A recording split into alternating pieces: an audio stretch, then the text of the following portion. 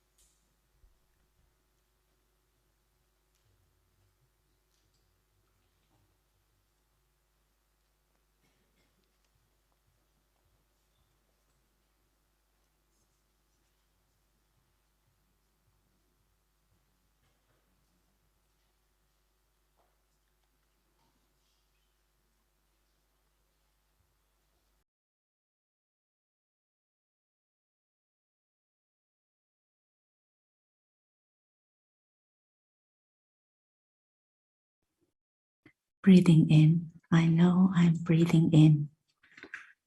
Breathing out, I know I am breathing out.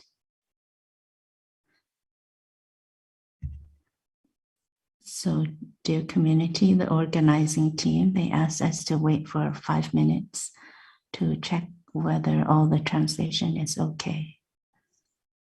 So, Thầy Minh Hy would like to invite everyone to sit beautifully, enjoy the presence of the Sangha.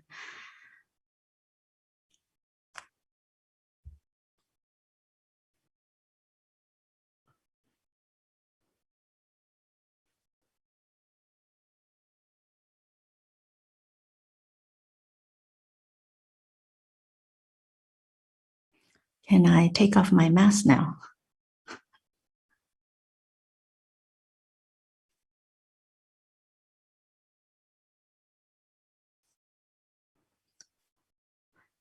This whole morning, I just practiced to smile with my eyes.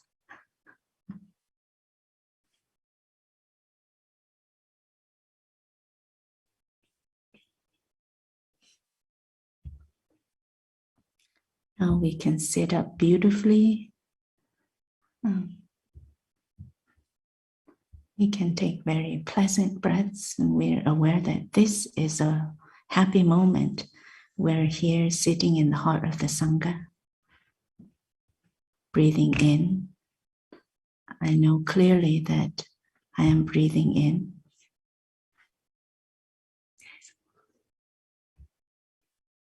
Breathing out, I know clearly that I am breathing out. This is an in-breath. This is an out-breath.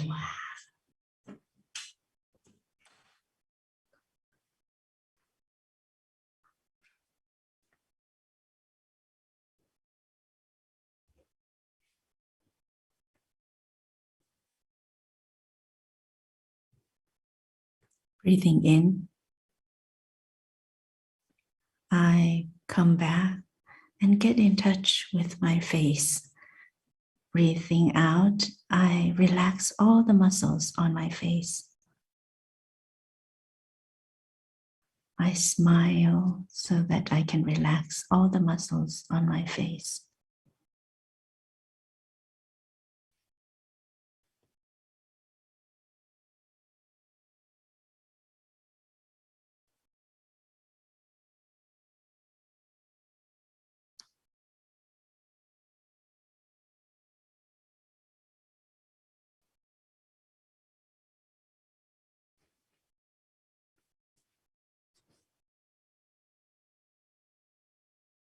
Breathing in, I get in touch with my shoulders. Breathing out, I relax my shoulders. There are times when I tense up as if I am preparing to shoulder something heavy, but in reality, there may not be anything for me to have to shoulder, but my shoulders, all the same, they are very tense. So now I breathe, I relax my shoulders. I feel at ease, light.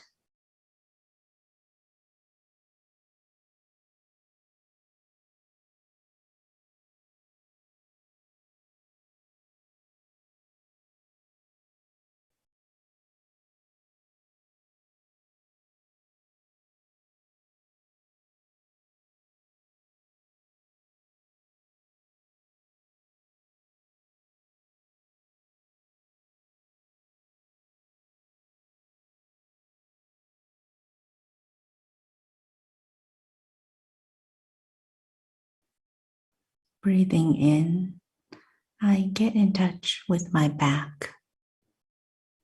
Breathing out, I relax my back, my spinal cord.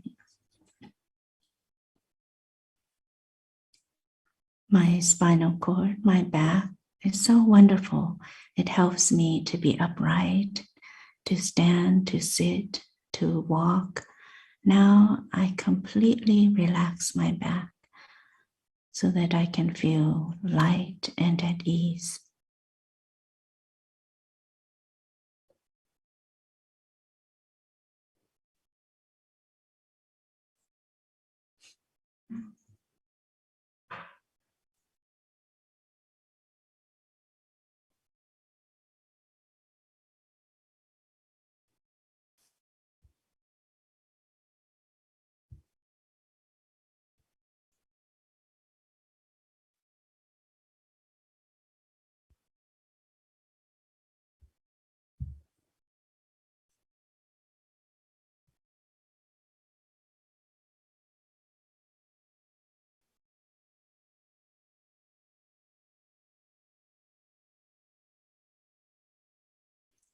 Breathing in, I smile with my worries. I smile to my worries.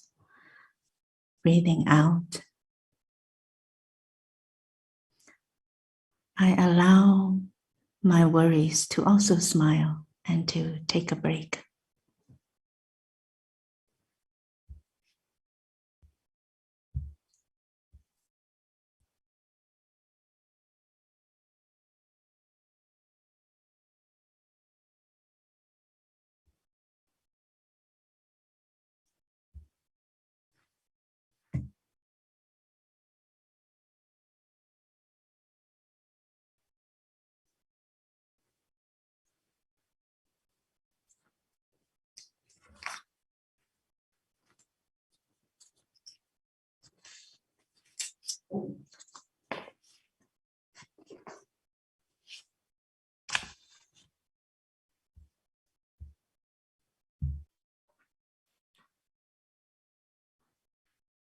Whenever the sound and tech teams are ready, please let me know.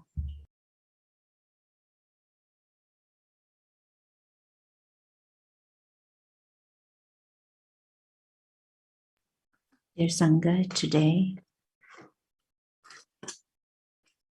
we have an opportunity to welcome many of our neighbors to come to attend the Day of Mindfulness in Upper Hamlet. This morning, I feel so happy just to see everyone with their mask here.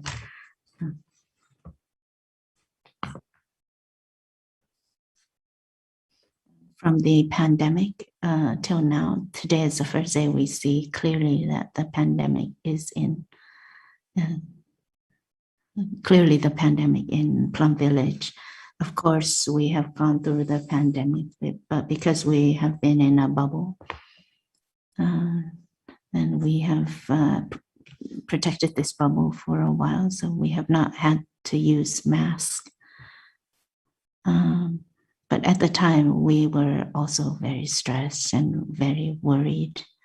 But now, although there are masks, we're wearing masks right now, but we're less anxious. Everyone can look at each other and smile with their eyes. It may be a bit more difficult to breathe, but we have so many conditions of happiness still available to us. So now we can sit and relax and breathe, enjoy our breathing with 3 sounds of the bell, and allow ourselves to say to ourselves, this is a happy moment. We can fully enjoy our breathing with the 3 sounds of the bell, and there's no need to worry about anything. We've been waiting for this moment for a long time. For the last 2 years, we haven't been able to come to Plum Village to practice, but today we have an opportunity. Breathing in, I feel at ease. Breathing out, I feel light.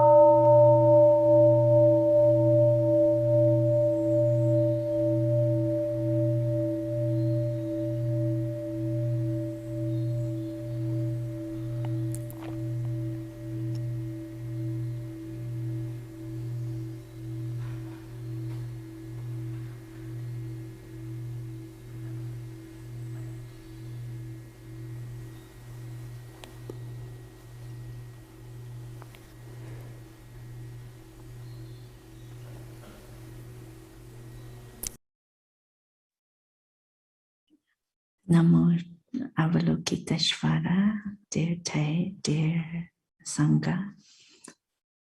Today is the 29th of June, the year 2021, and we are in the Still Waters Meditation Hall in Upper Hamlet during the Fourfold Day of Mindfulness.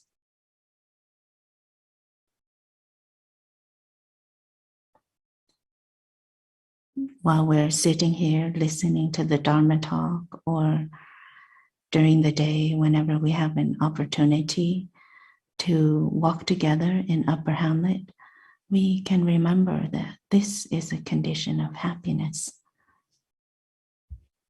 And to be able to practice together, it can bring us so much joy and happiness. When we practice alone, there's also a lot of happiness, but in the Sangha, there's a lot of small happinesses that add up, and then the happiness becomes great. So we can say that the Sangha gives rise to happiness. Happiness is born from practicing in the Sangha. So whenever we have an opportunity to be with Sangha, that is a condition of happiness. And today we are very lucky.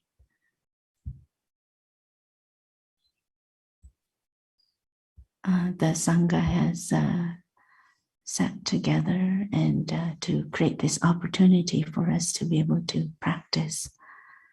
And we see clearly that happiness is made of conditions, and suffering as well is made of non-suffering elements. And in the environment, that may be very difficult for us in that situation, in that environment. For sure, there's bound to be some conditions of happiness there as well.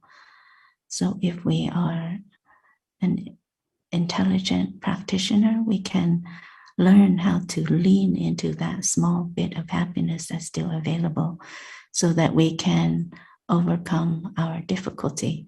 This isn't my idea. This is what the Venerable Shariputra taught us in the Sutra on the 5 ways of putting an end to anger.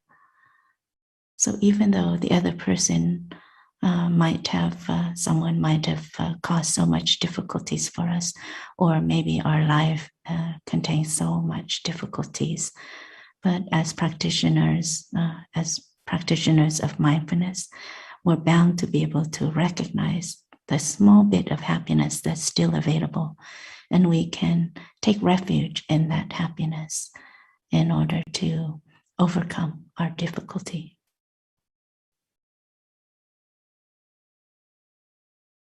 My brothers have prepared a board,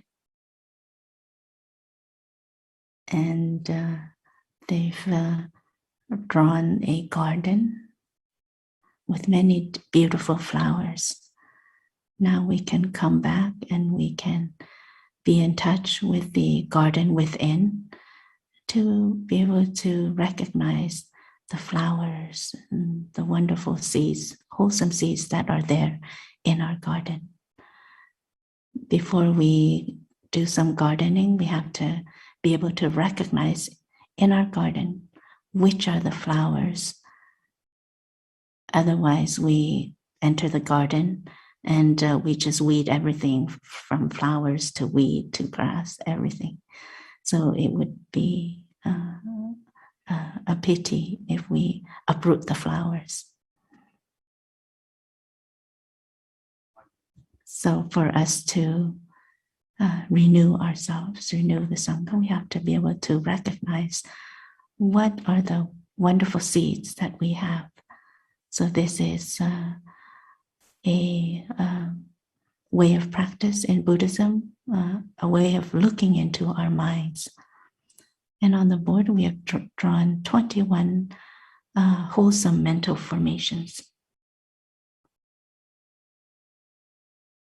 In the past, we've only learned about 11 wholesome mental formations, and Tay, with his practice, he has shown us 10 more flowers. So we see that we are much more wealthy. We're much more wealthier to have 21 wholesome mental formations. So the first wholesome mental formation is faith.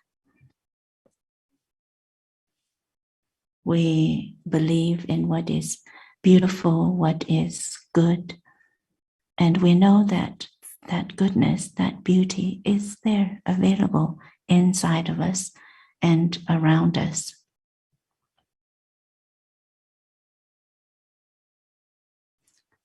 And the second wholesome mental formation is Plum. Plum is inner shame, is the ability to recognize when we have made a mistake.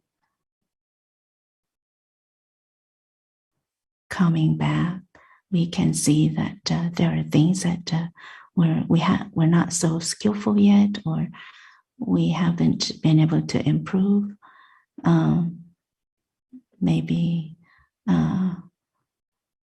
we haven't been able to meet the expectations of Tay or our ancestors, etc. So we do our best.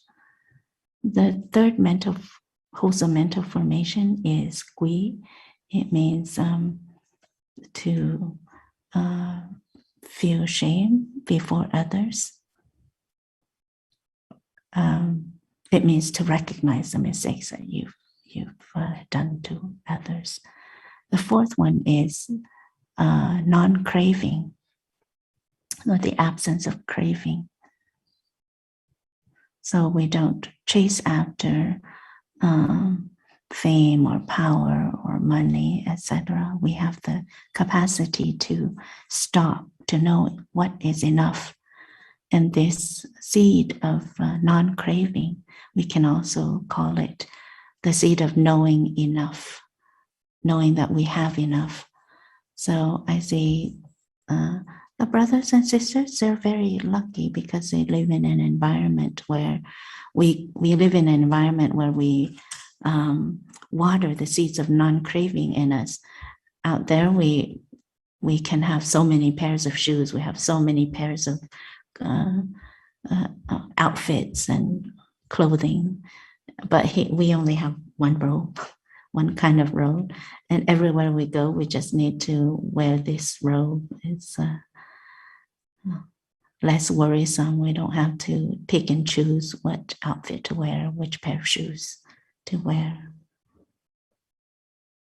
So the fifth wholesome mental formation is the absence of hatred, Wholesome.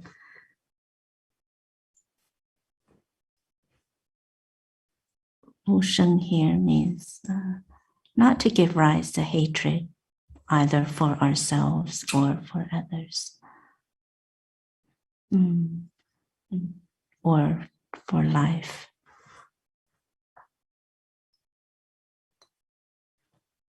So hatred it causes so much suffering.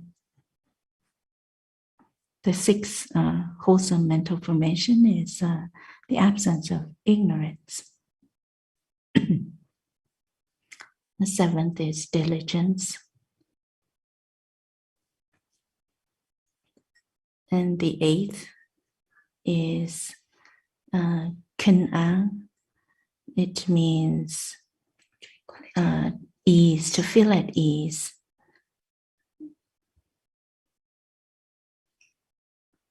When we take a breath, we feel at ease. And when we feel at ease, we know that we have this seed. We're watering the seed of tranquility, of ease inside ourselves. The sixth seed is vigilance or energy. We are not chasing after things outside of us or chasing after certain images inside of ourselves. The 10th wholesome mental formation is equanimity.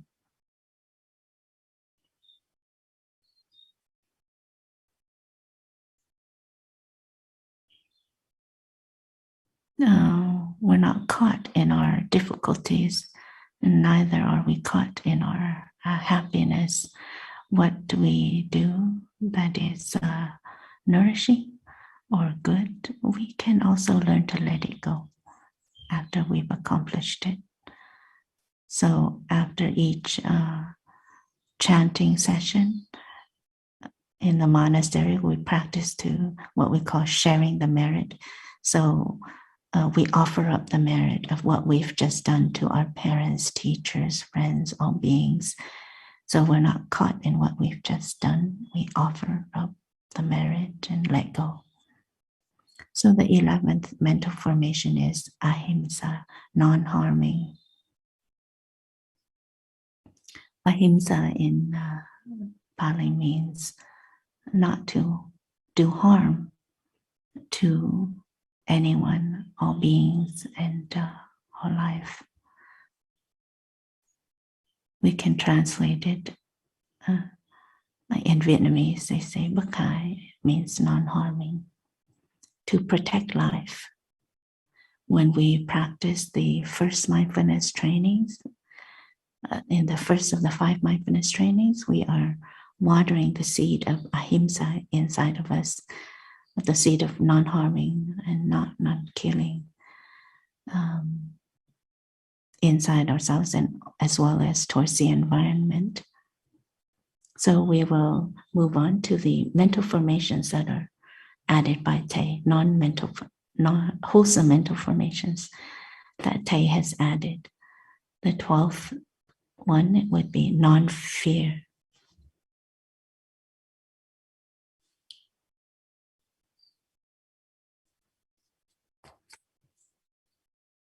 There are times when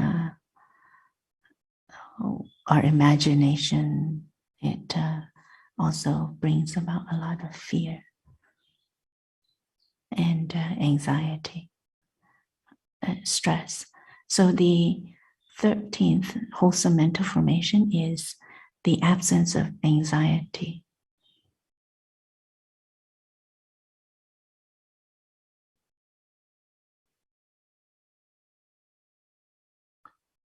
We're not absence of worries or anxiety. The 14th wholesome mental formation is stability or solidity. The 15th wholesome mental formation is loving kindness. The 16th is karuna, compassion. The capacity to alleviate suffering in the world.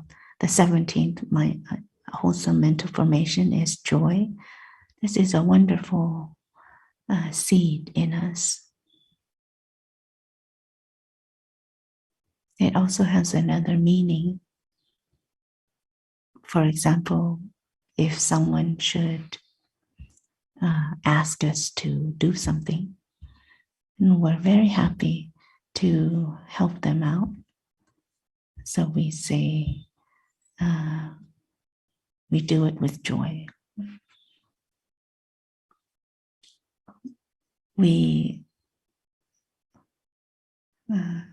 Hoan hỷ also means we're able to forgive, we're happy to do something.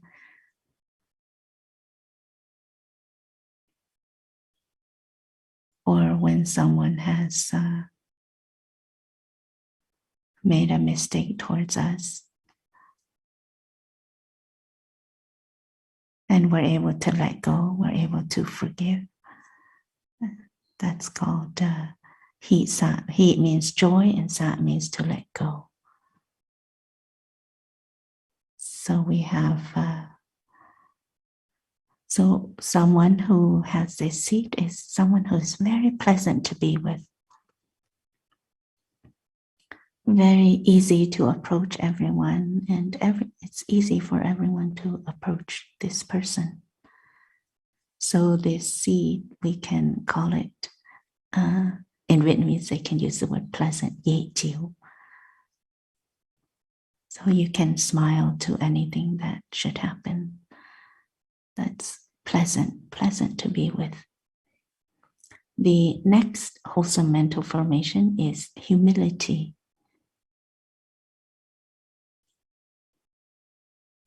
And then we have happiness.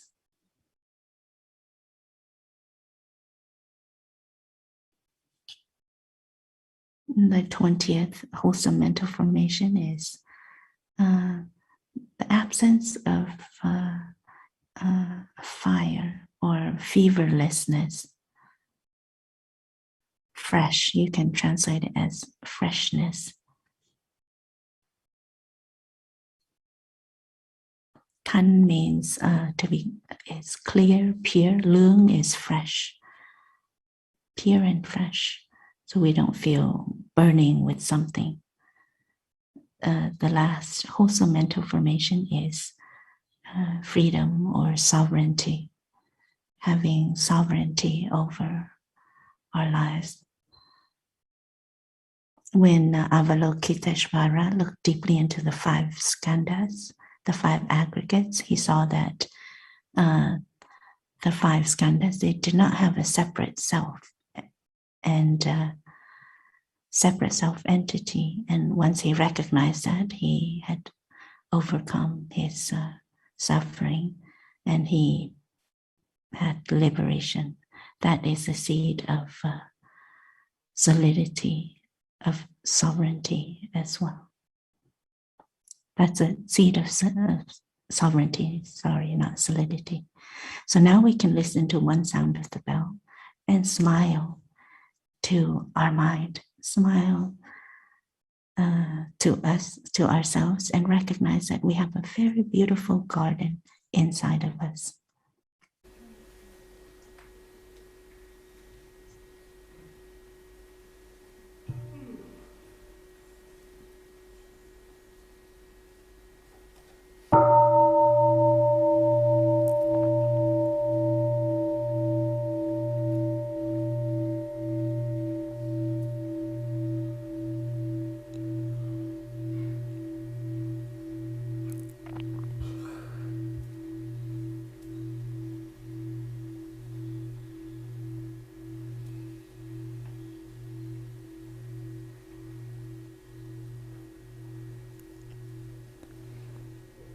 So we have a beautiful garden with all these wonderful seeds, all these wonderful flowers inside.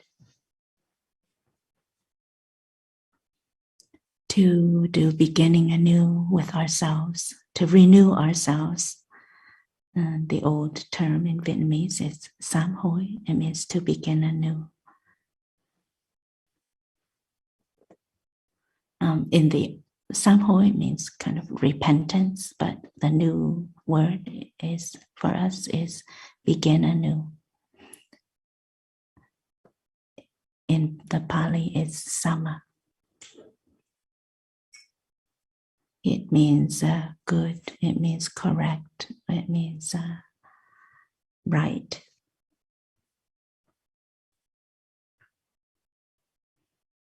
It doesn't mean to feel regret or sorrowful.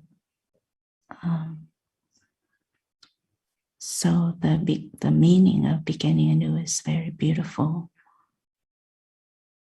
Sama also means right, as in the Noble Eightfold Path. So when we say Chant, it means right view. Nguyện is pranidhana. It means aspiration, or deep vow, or determination.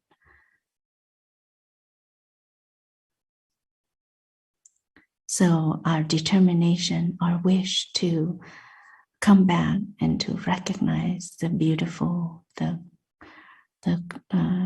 what is right and what is wholesome.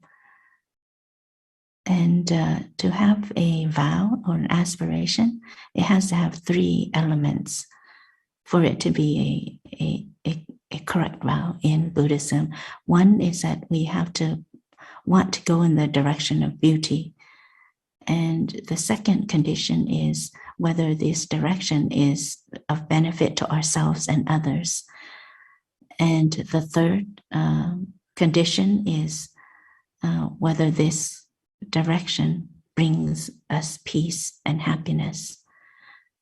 So not only is it beneficial to ourselves and others, it should bring us joy and happiness as well. Going in a good direction, bringing joy and happiness to others and to ourselves. So Tay says, aspiration is a great energy. And with the power of aspiration, we can cross rivers, scale mountains, and do many wonderful things,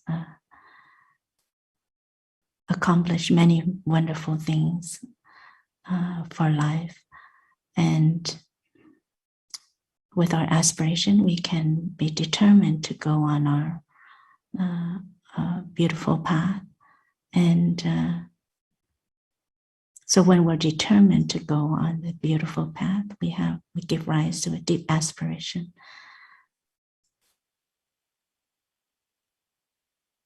And sounds to bring alive, to restore our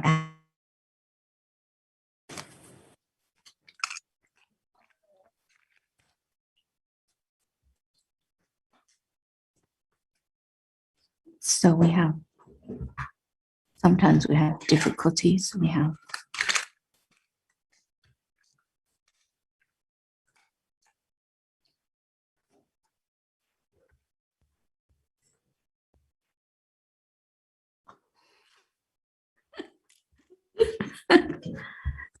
there are a lot of people who have lost faith in love, lost faith in people, lost faith in life, and they don't have anyone to open their hearts to share with.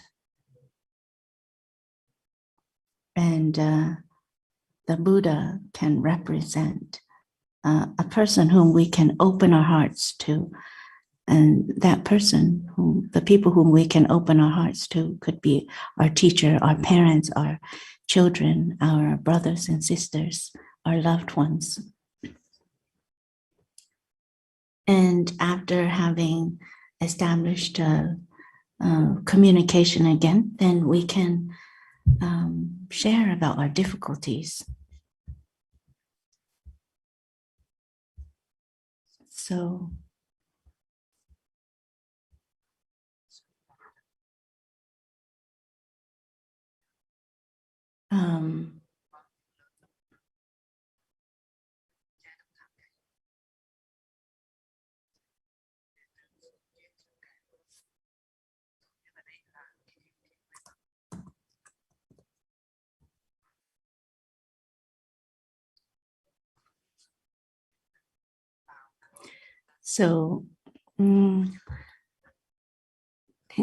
for a very long time, we have lived in forgetfulness. We have not had the opportunity to encounter the Dharma. Our habit energies have led us into suffering. We've made many mistakes, etc.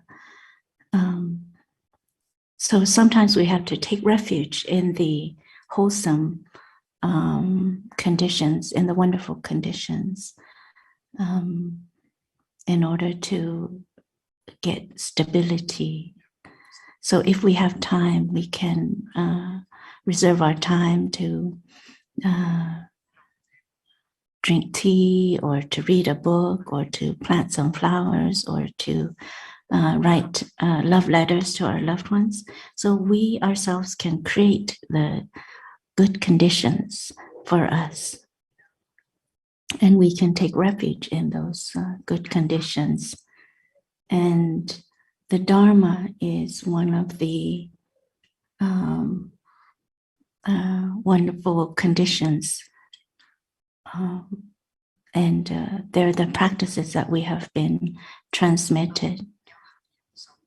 So our heart's garden is sown with attachment, hatred, and pride. Thầy Minh Hy is reading the beginning, a new text, and it's the first paragraph, if you would like to follow it. So our heart's garden is sown with attachment, hatred, and pride. In us are seeds of killing, stealing, sexual misconduct, and lies. Our everyday deeds and words do damage, and all these wrong actions are obstacles to our peace and joy, and we would like to do beginning anew today. So we see that the actions of killing or stealing or sexual misconduct or lies, they're just on the very surface. They're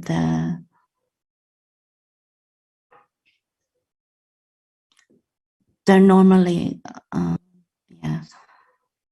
they're just manifesting on the surface, but underneath are our actions, our afflictions.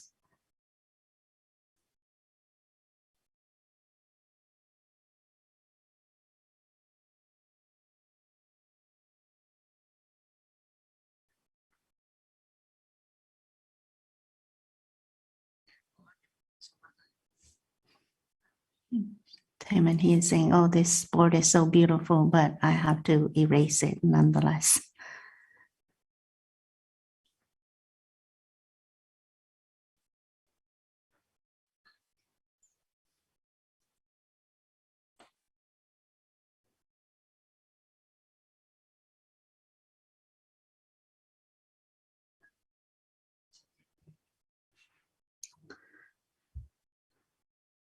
Now we can look at the root of our afflictions. Feeling now means,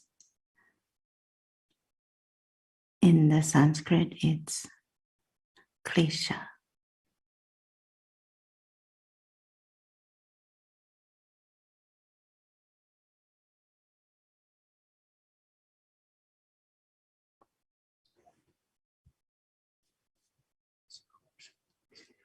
They are our suffering, our pain.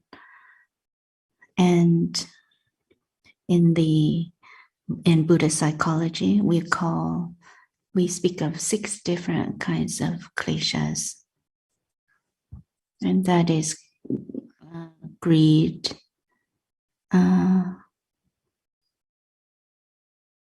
anger, ignorance, idea of a self, being caught in the idea of a self. Tham is greed, Sheng is anger or hatred, Shi is ignorance, Mang is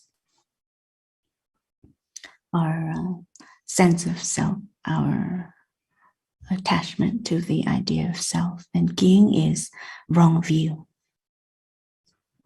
So these are the five kleshas that are very difficult. 5 seeds, 5 habits that are very difficult to transform in us. And greed, hatred, and ignorance are considered the 3 poisons in Buddhism. And if we are caught in them, then it causes us a lot of suffering. In klesha, in the Pali, there's a similar word.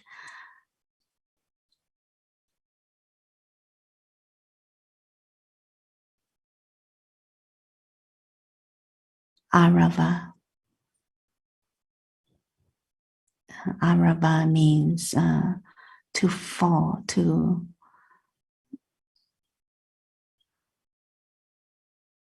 lo hua means to fall, to leak. It's like a a bottle that is cracked and it continues to leak. And sometimes the crack is very little, so the leak is very little, but one day then it just breaks apart.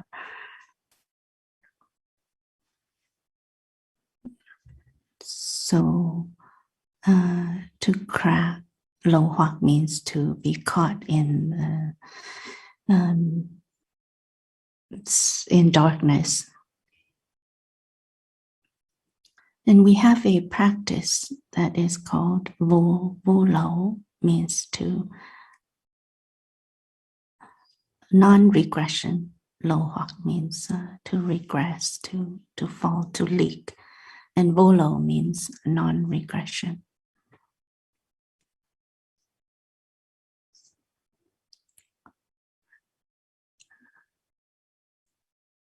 Anasara, anashrava.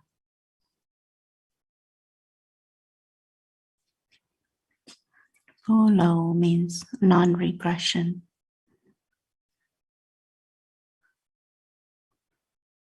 And we have a practice called the 3 practices of non-regression, which is mindfulness, concentration, and insight.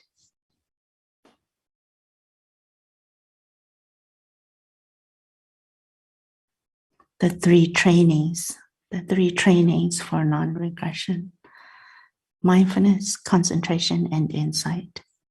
In the past, very often sometimes we've been taught that the 3 trainings, mindfulness trainings, means precepts, concentration, and insight. But in Tay's practice, he discovered that precepts is exactly the same as mindfulness. So mindfulness is not other than precepts or mindfulness trainings. So Tay has said that this is one of his greatest discoveries in his life as a practitioner. And the mindfulness trainings are very concrete expressions of mindfulness, and it helps us to train in mindfulness. And if we see them as rules or regulations that bind us, then we have not recognized that each mindfulness training, it represents a habit energy that we have. And once we have received that fine manner or that mindfulness training to practice, we should know that our habit energy is very difficult to transform. So we have a feeling that we have a loss of freedom because, of course, naturally inside, we have a tendency to do things a certain way, and to ask us to do it in a different way, we feel a bit uncomfortable. It's just like if we're going in one direction and someone pulls us in another direction or pulls us back and doesn't want us to continue on the path that we're going on, then we feel a bit uncomfortable. So the precepts, the trainings that we take on, they are concrete expressions of mindfulness.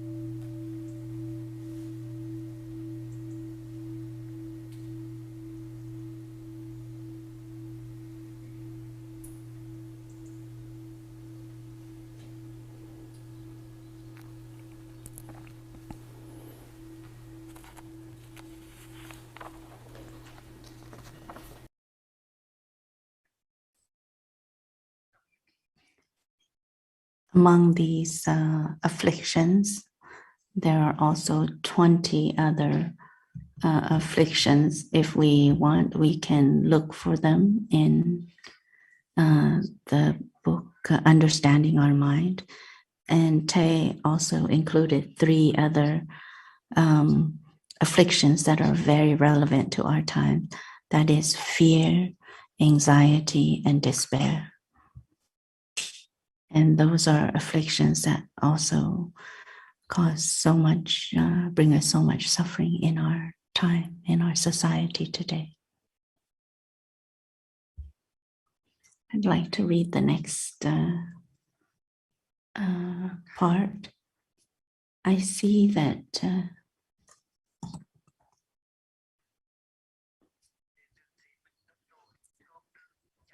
we see that we have been thoughtless and straying from the path of mindfulness.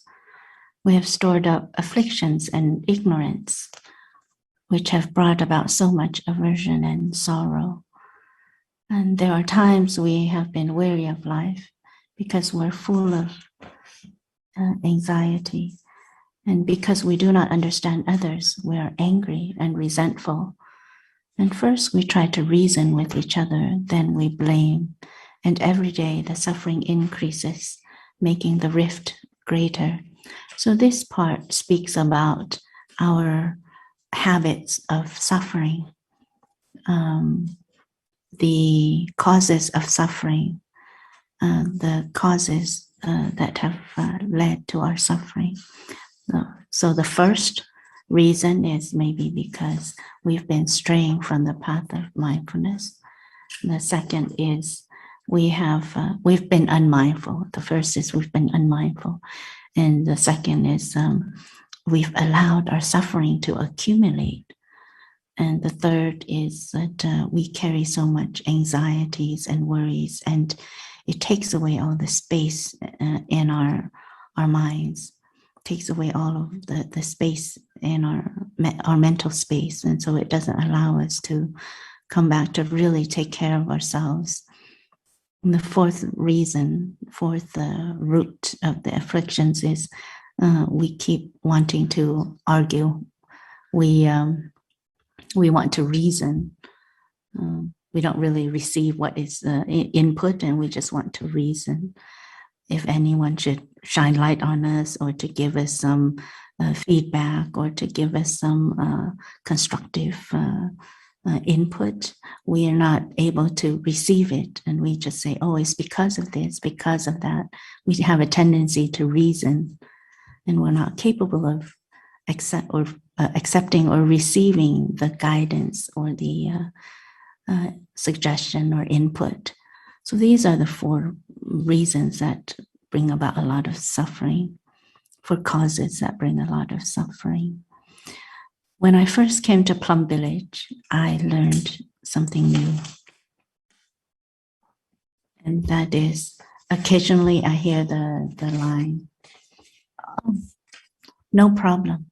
If you, no worries. If you make a mistake, it's okay. So it's okay to make mistakes.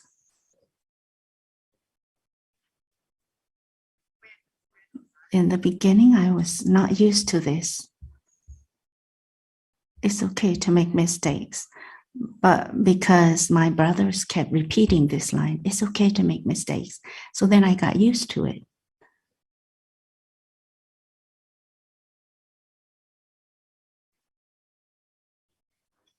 And because I grew up in a culture where I have to really be careful with the mistakes. I have to really be careful not to make mistakes, not to do anything wrong. So in Plum Village, I learned this way of forgiving myself for my mistakes. If I have made a mistake, it's okay. It's okay to make mistakes, and I can learn from it. I can grow from it. Who won't be able to grow after 3 times of making a certain mistake? So we tend to worry too much, to be too anxious, and we don't allow ourselves or that person a chance to learn from their mistakes. We don't have the space to allow for ourselves or others to make mistakes. So I remember one time, it was the 30th it was New Year's Eve. And on New Year's Eve in Vietnam, if you should make a mistake, it's not so very good because it's at the end of the year. So at the time, I was busy putting together a newsletter. And I'd forgotten to bring the big bell and the drum and bell to New Hamlet, so that we can have the rolling bell and drums to ring in the new year. And then I suddenly remembered that I'd forgotten to bring the drum and bell, and Tay was there at the time, so I was even more nervous and anxious about this mistake that I made. Because to bring in the new year without the drum and the bell is it's a big mistake. You cannot do that. It's a big no-no. And so I thought, well, maybe I should just go and do beginning anew with Tay. And at that time, Tay had just finished giving his Dharma talk. So I came to knock on the door and I asked the attendant if I can see Tay. And Tay was not there at the time. So I told the attendants, I'd like to begin anew with Tay. I'd like to begin anew with Tay. I'd completely forgotten to bring the big bell and the drum. And we only have 30 minutes left. There's not enough time to go back to Upper Hamlet to get the drum and bell. So the attendant went up to tell Tay this, and the attendants, of course, they were very mindful, so they walked really, really slow. And the slower they walked, the more time pressed I was feeling, because there's only 30 minutes left. But because I was sitting in Tay's place, there's the energy of mindfulness is very strong, so I had to go back to my breathing. So the attendants came downstairs and they said, Tay said, maybe you have been so busy doing the Plum Village newsletter and that's why you've forgotten. And when I heard that, I felt so relieved because I felt so understood by Tay. And at that time, I stood there and I was breathing, and another attendant came down and he said, maybe we can find a file. Maybe we can find a recording of this, the rolling sounds of the bell and drums, and then we can just turn it on during the ceremony.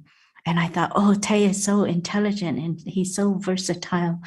And he thought of this wonderful idea. So that was the first year ever in Plum Village, the history of Plum Village, that we heard a recording of the bell, the rolling bell and drum to ring in the new year.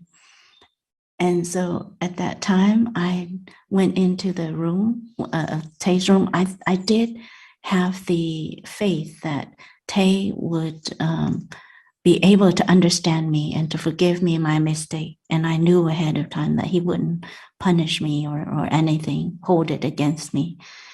And I saw it very clearly, so that's why I had enough courage to approach Tay and tell him about this.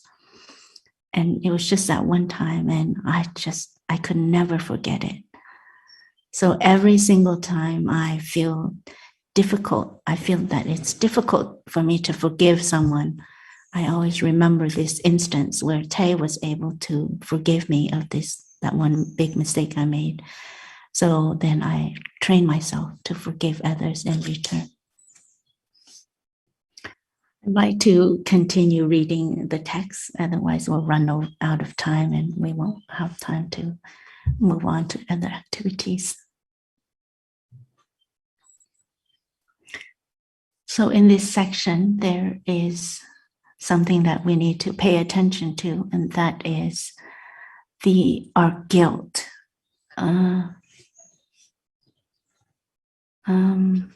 It makes us feel heavy.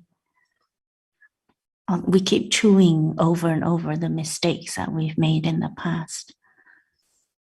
We keep repeating and not being capable of letting go of the unskillful things that we've done to this person or that person.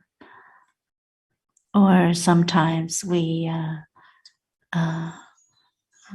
feel guilty about the precepts that we have received and not able to practice, or we feel guilty about the way we have spoken or behaved or lived our lives, or we're afraid of others judging us, this person or that person judging us. Occasionally, there are those who attend Dharma sharing. They come home and they chew the story over and over again, and they feel so bad. Oh, maybe I shouldn't have shared that in Dharma sharing. And they say, maybe next time I won't say anything. I'll just sit there and listen. So these feelings of guilt that come up and regret that come up, feelings of guilt or regret that comes up, allow them to be there, and but also at the same time, allow ourselves to make the mistakes, allow ourselves to grow from our mistakes. And because of these reasons, because of the reasons of our forgetfulness, our how we've accumulated so much suffering, so much ignorance, or of our reasoning, of our blaming. So it leads us to one day not even wanting to speak to the other person. We're unwilling to look at each other. We're unwilling to speak to each other, and we allow it to go on for a very long time. So now we turn to the three jewels, to the Buddha, Dharma, and Sangha, and we sincerely recognize our errors, and we bow our heads. So we wholeheartedly want to do this, and we're determined to do it today. We don't want to wait for a single day, another day to pass by, because the opportunities that we have to do this are not many. So we're determined to do it today, to begin anew today. So this is our faith. Why? Because, so this is why we do the beginning anew practice. I know that the seeds of love and understanding, seeds of peace and joy are there, buried in myself.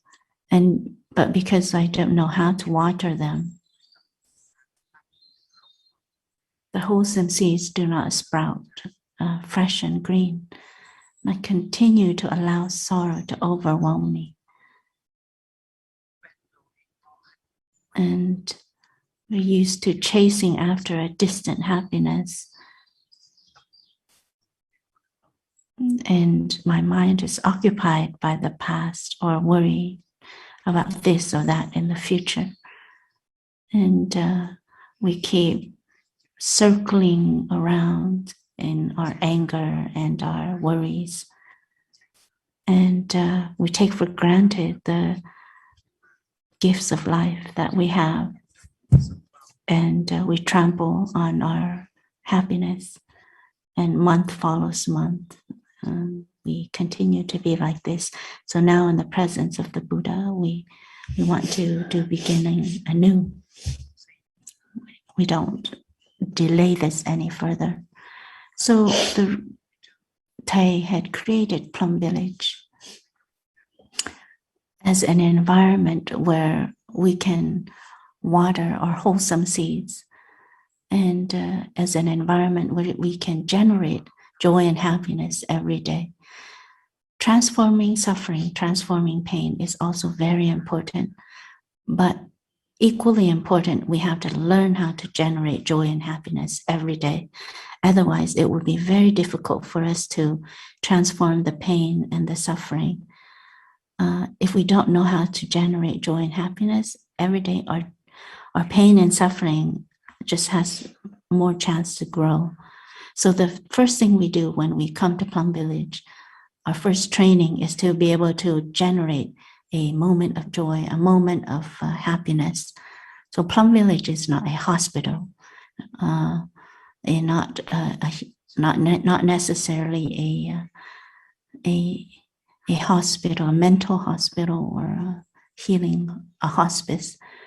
But this is a place where we train ourselves to generate joy and happiness and generate peace. And once we have peace, once we have joy, once we have happiness, it would be so easy for us to recognize clearly the roots of our suffering, the roots of our affliction. And in the happiness, in that happiness and the joy, maybe our suffering, our pain has been transformed. We don't even know when they have been transformed in our process of learning how to generate joy and happiness. So let's listen to one sound of the bell so that our translators can also breathe. Enjoy.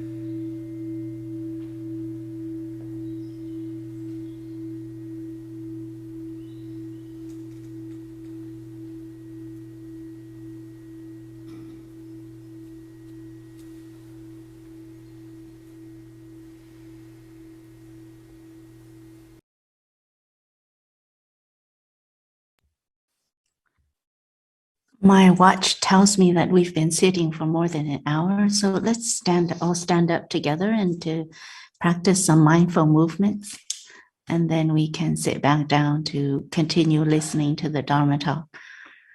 And there's so many people here who it's been a long time since you've joined us, so let's all stand up together and practice some mindful movements. At home, you please do the same so that you can stretch out your legs and practice some mindful movements with us. So breathing in, I lift my arms to Ilam. Breathing out, I relax my arms. Breathing in, raising my arms. And breathing out, lowering my arms as I breathe out. As I breathe in, I lift my arms. So breathing in, raise our hands up to the sky. Breathing out, we relax our arms to our sides. Breathing in, raise your arms to the sky and reach up high so you get a good stretch. Breathing out, relax our arms. Breathing in, raise our arms to the sky, stretch, and breathing out, relax our arms, allowing them to fall. Now we put our hands on our head. You can weave your hands on your head. Breathing in, we lift our hands up to the sky. Breathing out, we relax our hands on our head. Breathing in, stretching to the sky. Breathing out, relax. When we lower our arms, make sure we also relax our shoulders.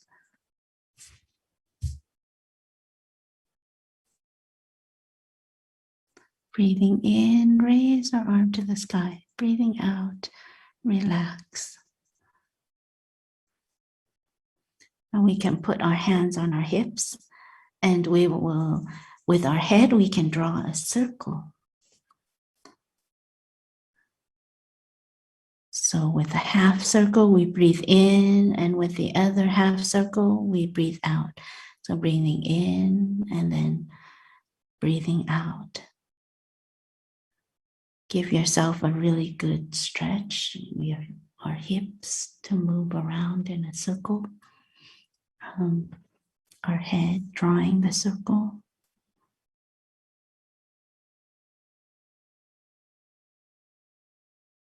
And it should feel natural. So, do you feel better? So now we can sit back down again to continue listening to the Dharma Talk.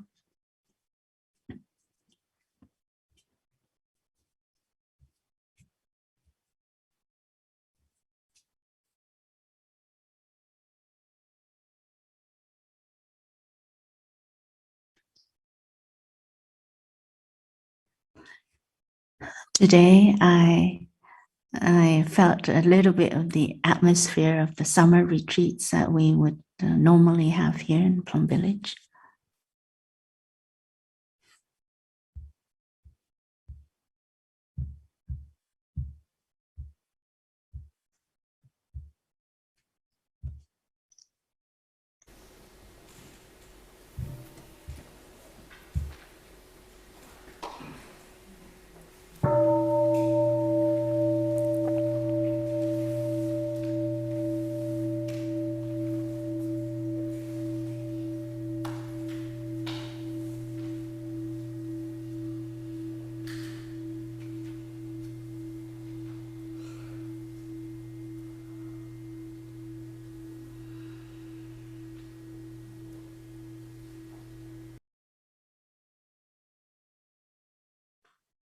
So this chant in Vietnam, there is a monk named Thích Viên Như, and he's put this chant into music. So the Vietnamese Buddhists have learned this chant for the last few years. It was very successful.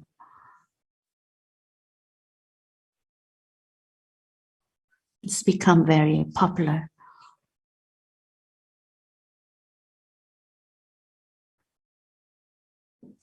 But the music, because it carries it with it the energy of beginning anew, so it's the music is a bit sad, and it seems like we're praying a little bit. But when we are practicing this, it should be that we water the seeds of aspiration in ourselves. So that is the whole idea. And each day, how can we bring to life our aspirations?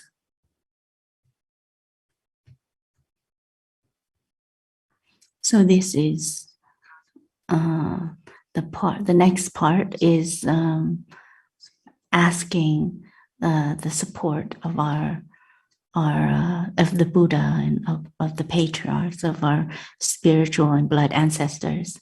So with all our heart, we go for refuge turning to the Buddhas in the 10 directions, and all the bodhisattvas, noble disciples, and self-achieved Buddhas.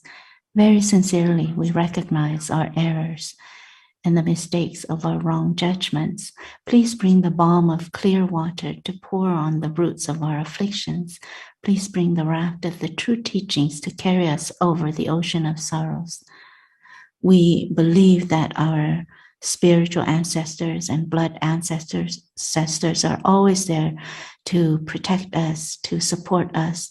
And so in this part, we are reestablishing communication with our ancestors. For the Vietnamese people, they're not used to saying that this action, this affliction has been transmitted to me by my ancestors. Normally, we say all the merit we receive from our ancestors, but all the wrongdoing, all the actions that aren't so skillful, then that is us.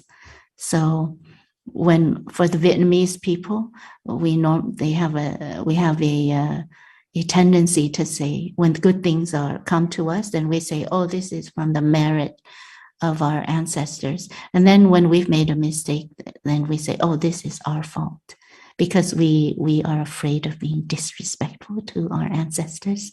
So we don't want to attribute anything negative towards them. And that's why when we, maybe for the Vietnamese people, when they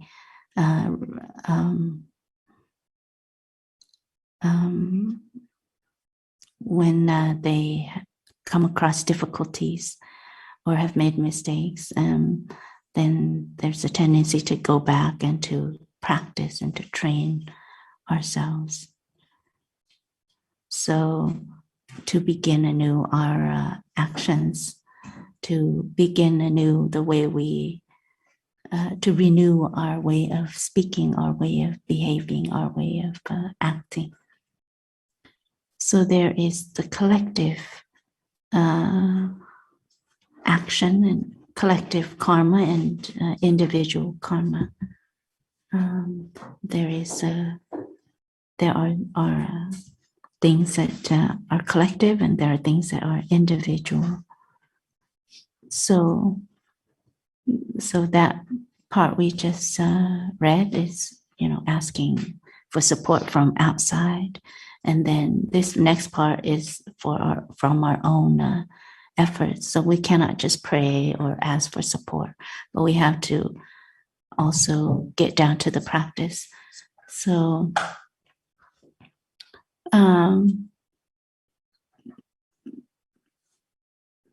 so we vow to live an awakened life, to practice smiling and conscious breathing, and to study the teachings authentically transmitted.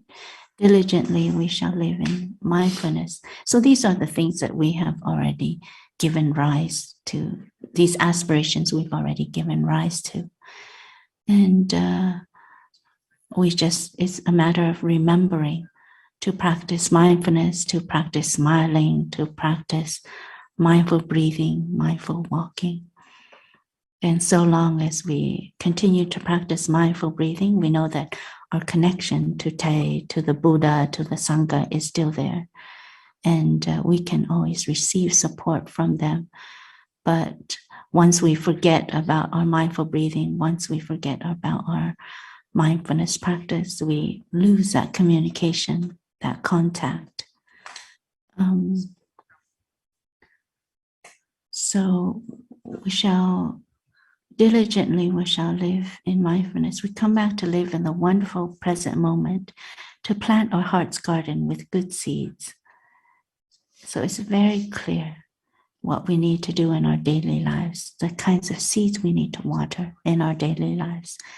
Te once said, then this is what Te once said, to practice mindfulness is to practice the highest precepts,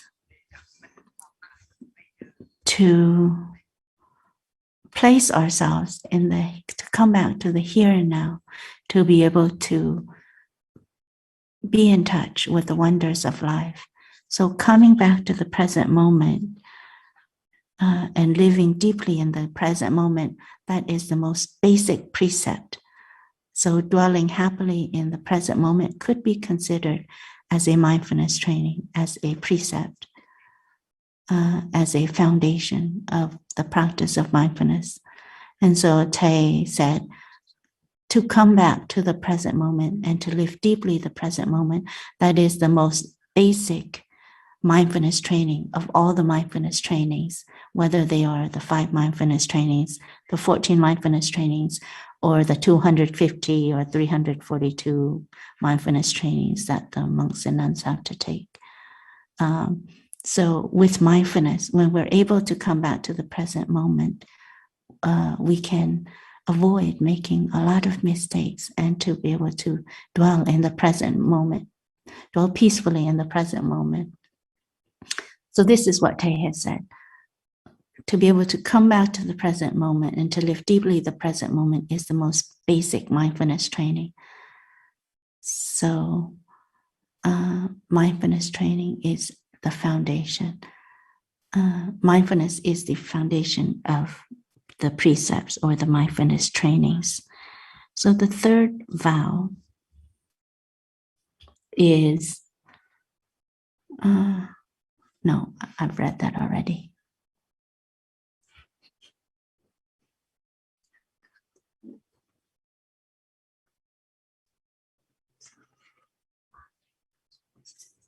So here I'd like to share a little bit more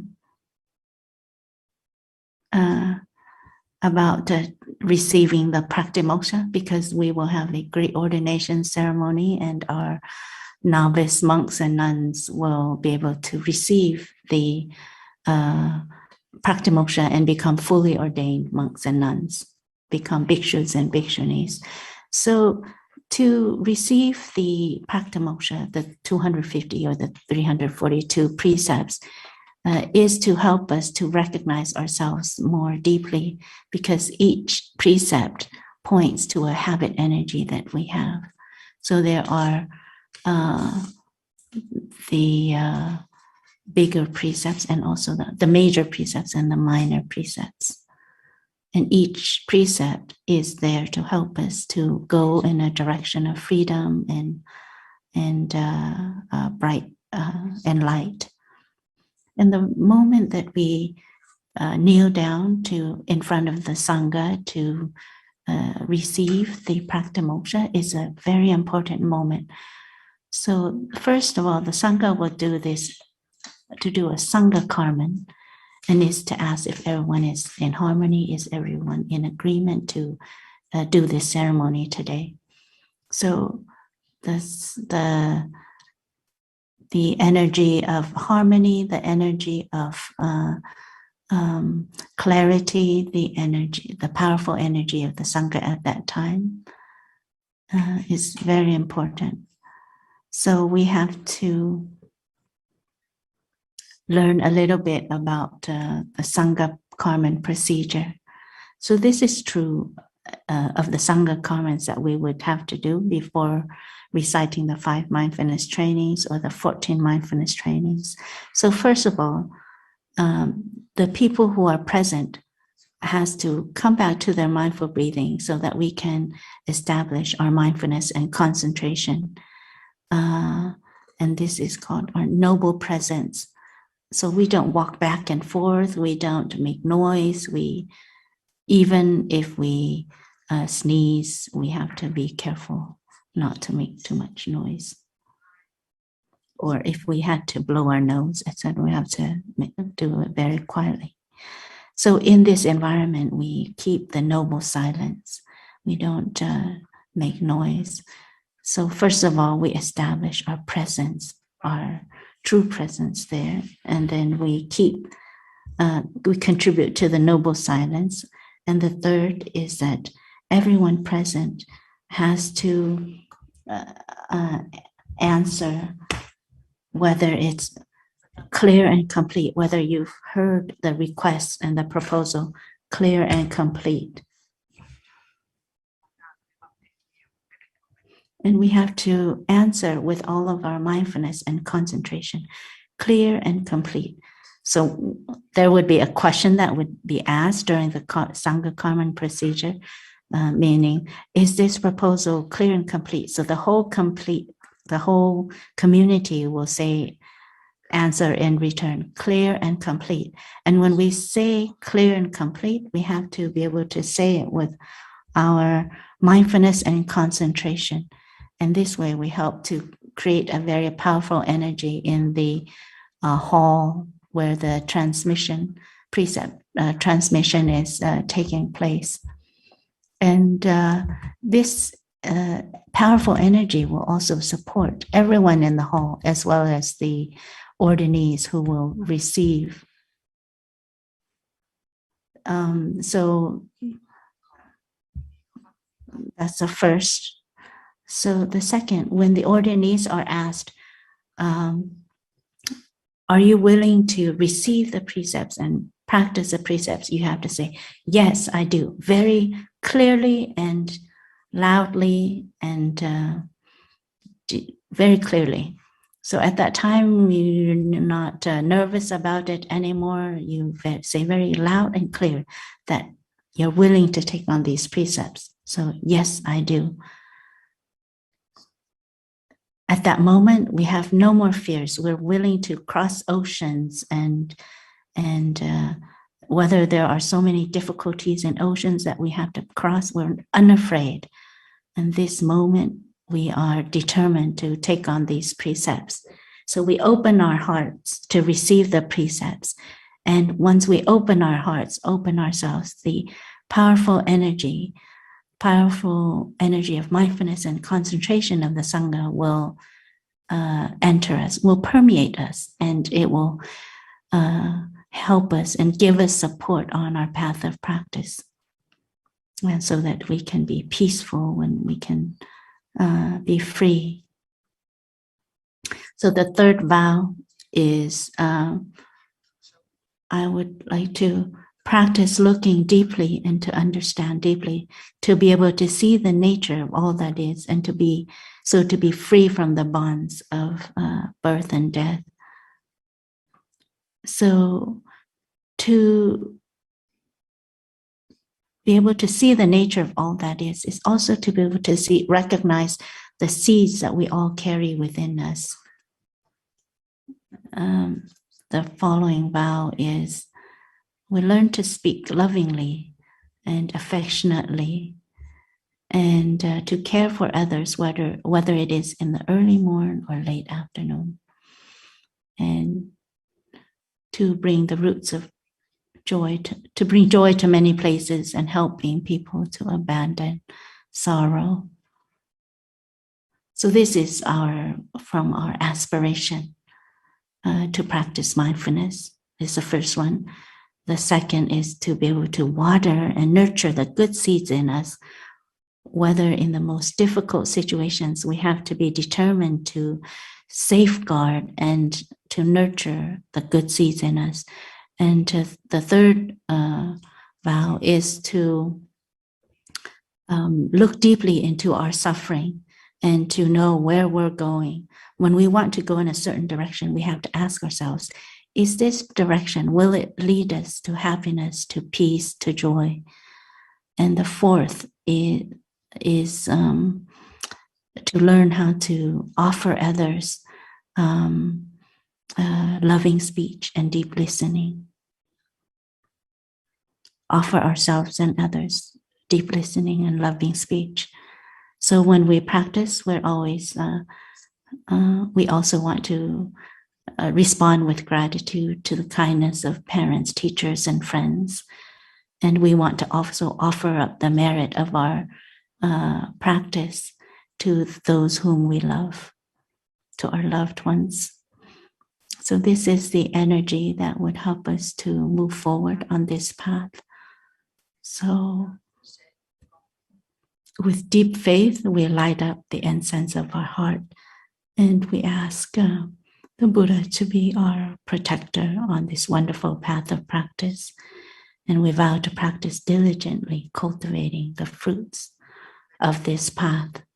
So when we light up the incense of our heart, light up incense, meaning we light up the incense of our heart, meaning we reestablish communication with our loved ones, with our ancestors, whether our loved ones are still alive or whether they have passed away. We can light up the incense of our heart, and we can offer the merit of our practice to our loved ones and to our ancestors, the descendants. So this is one of the 20 beginning a new text that Thay had written. And each time we read this text, or when we sing this text, we do it in such a way that we can come back to ourselves to recognize clearly the suffering, or our own suffering, our own affliction, and to be able to recognize the roots of our suffering and our affliction. And when we read this, we go back and touch the aspiration of wanting to reestablish communication and to reconcile with those whom we love. If we don't want to reconcile, if we don't want to love the other person, how can we do beginning anew with them? So the fourth aspect of beginning anew is we have to recognize clearly our aspirations. So these are the four elements that I see very clearly in this beginning anew text. And we're very lucky that Thay had written this beginning a new text with all of his experience, with all of his deep looking. And so this morning I have an opportunity to share about this text with you. And thank you so much for practicing to listen so wholeheartedly. So after the sound of the bell, we can go out and practice doing walking meditation. And the sky has offered us a beautiful, beautiful sunny day today, so we can enjoy together. Please enjoy your breathing.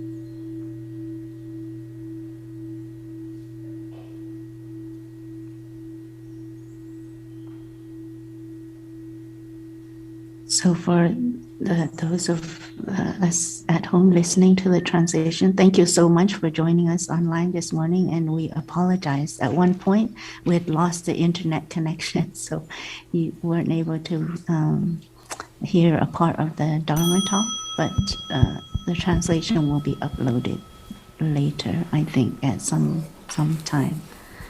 Thank you so much and enjoy your day. Dear respected Thai, dear Sangha,